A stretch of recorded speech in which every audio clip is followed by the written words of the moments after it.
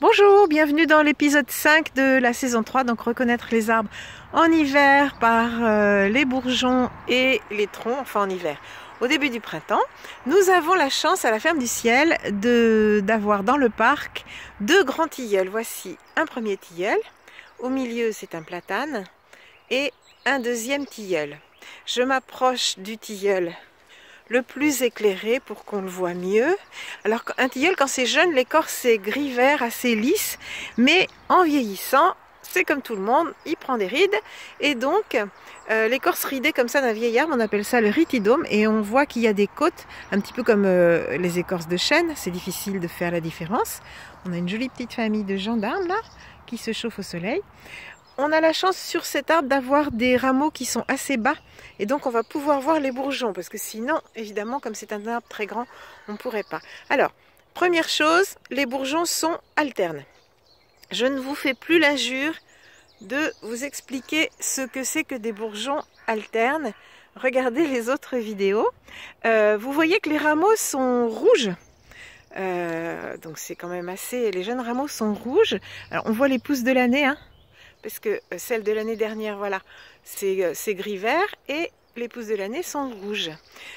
Si on s'approche beaucoup, mais je ne suis pas sûre que ce soit visible avec l'appareil photo, ces rameaux sont pubescents. Ça nous donne un premier indice sur la variété de tilleul que c'est. En fait, il y a deux sortes de tilleul. Il y a Tilia cordata, le tilleul à petites feuilles, et Tilia platyphylos, le tilleul à grandes feuilles.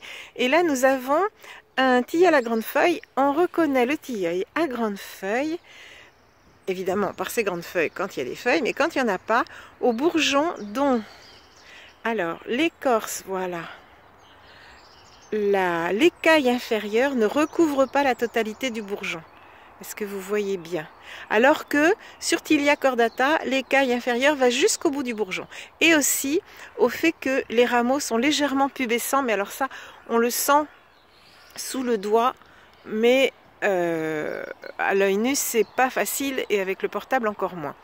Alors le tilleul, évidemment, c'est un arbre de la sérénité et de la longévité, donc c'est un arbre qui va vous apaiser si vous souhaitez l'approcher et pourquoi pas entrer en contact avec lui.